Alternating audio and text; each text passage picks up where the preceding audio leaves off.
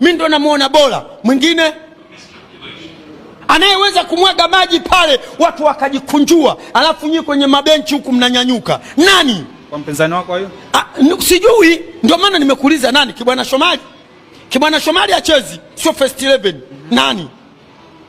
Labda ingekuwa Kibwana Shomari sawa, ningesema labda Kibwana Shomari anaweza akawa nakimbilia nyendo. Wewe mpaka yule mtoto kamkimbia Shomari Kapombe. Wewe mtoto gani? Wewe pale ukienda kwa Shomari Kapombe ujikaze. Wewe mtoto gani alomkimbia? Mtoto gani? Si yule alienda Yanga kule.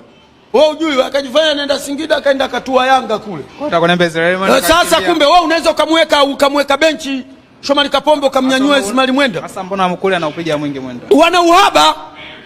Wana uhaba. Namba 2 ya nani? Namba 2 yule mwenye miguu kama ya kwangu, mwenye matega yule mbovu mpaka leo kufanya operation.